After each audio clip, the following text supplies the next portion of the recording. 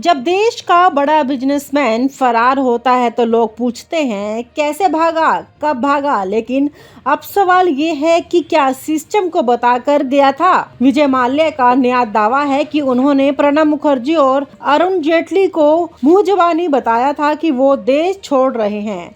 अब दिक्कत ये है कि दोनों नेता आज हमारे बीच नहीं हैं। फिर कौन बताएगा कि बात सच थी या चालाकी। तो चलिए सुनते हैं इस स्मार्ट प्ले की पूरी कहानी। प्रणब दा से लेकर पीएमओ तक, ब्रेकिंग सिस्टम से लेकर बर्बादी तक, खुद माल्या के बयानों और उस राजनीति की परतें खोलते हुए जो अब सामने आ रही हैं। प्रणब दा और अरुण जेटली से बताकर भागा। विजय माल्या ने एक बार फिर सुर्खियों में आने के लिए नया बयान दिया है। मैं प्रणब मुखर्जी और अरुण जेटली दोनों को बता चुका था कि मैं देश छोड़ने वाला हूँ।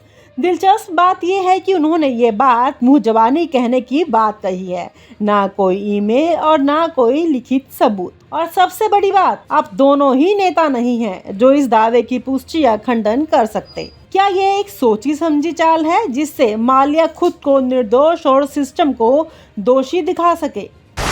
ब्रेकिंग सिस्टम मोड, डूबता साम्राज्य, यही सब वैसा का वैसा चलेगा। आप माल्या के बैंकों को दोष देने वाली बातें रख सकते हैं। उन्होंने दावा किया है कि बैंकों ने मेरे प्रस्ताव ठुकराए। मैं पैसे लौटाने को तैयार था लेकिन सिस्टम ने मुझे भागने को मजबूर कर दिया था। लेकिन अब सवाल ये है कि अगर आप सच में लौटना चाहते हैं तो फिर विदेश में रहते हुए पैसे क्यों नहीं लौटाए? प्रणब मुखर्जी और अरुण जेटली को बताना एक चालाक वक्तव्य। सबसे बड़ा सवाल, अगर आपने सच में प्रणब मुखर्जी और अरुण जेटली को मौखिक रूप से बताया था तो कोई प्रूफ है? माल्या का कहना है कि मैं प्रणब मुखर्जी से व्यक्तिगत तौर पर इस बारे में बातचीत की थी। मैंने अरुण जेटली से भी संसद भवन में मिलने के दौरान बताया था। लेकिन अब दोनों नेता ही नहीं रहे तो मेरे इस बयान की सच्चाई कौन साबित करेगा? क्या ये सिर्फ एक रणनीतिक बयान है ताकि माल्या कोर्ट में या मीडिया में अपनी छवि को शहीद तौर पर पेश कर सके? भगोड़ा या चालाक रणनीतिकार? ये दावा ज्यादा कोर्ट और मीडिया के लिए काम का है ताकि माल्या कह सके, देखिए मैंने भागने से पहले सिस्टम को बता दिया था, उन्होंने मुझे रोका क्यों नहीं। लेकिन मुंह जबानी जानकारी देने का दावा कानूनी रूप से कमजोर होता है। सबसे अहम, जब सबूत देने वाले दोनों गवाह अब नहीं रहे तो यह दावा सिर्फ बयानबाजी बनकर रह जाता है। जांच एजेंसियों की नीति, सिस्टम फेल हुआ या खेल हुआ? सीबीआई, ईडी जैसी एजेंसियों को अगर वाकई जानकारी थी तो अलर्ट क्यों नहीं जारी किया गया? अगर नहीं थी तो माल्या अब बयान क्यों दे रहे हैं? क्या ये लीगल स्ट्रैटेजी है ताकि इंग्लैंड में प्रत्यार्पण की लड़ाई में यह तर्क दिया जा सके कि देखिए भारतीय सिस्टम को पहले ये पता था, फिर उन्होंने मुझे जाने क्यों दिया? प्रणब मुखर्जी का चुपचाप वित्त मंत्रालय। प्रणब मुखर्जी के समय माल्या की एयरलाइन डूब रही थी। माल्या का कहना है कि उन्होंने कई बार प्रणब दा से मिलकर रिस्ट्रक्चरिंग की गुहार लगाई थी, लेकिन अब प्रणब मुखर्जी इस पर कुछ कह नहीं सकते। इसलिए माल्या का ये बयान और भी राजनीतिक रंग लेता दिखता है, एक तरह से सिस्टम पर दोष डालने की कोशिश।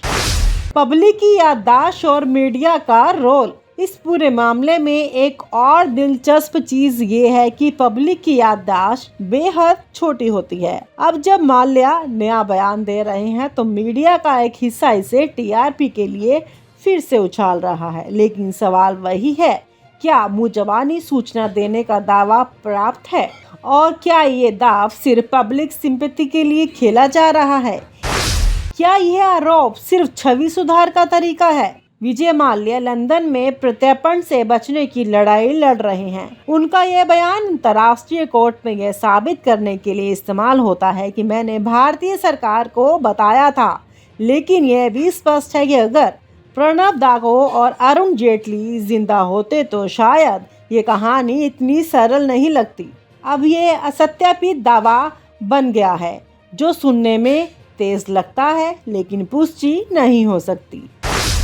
संसद में आखिर चुप्पी क्यों? चौंकाने वाली बात यह है कि सरकार की ओर से इस पर कोई आधिकारिक खंडन भी नहीं आया है, क्योंकि ये एक ऐसा बयान है जिसे ना पूरी तरह नकारा जा सकता है, ना स्वीकार किया जा सकता है। पीएमओ या सरकार शायद यही सोच रही है कि जवाब देंगे तो बवाल बढ़ेगा, चुप रहेंगे तो मामला अपने आप शांत हो जाएगा।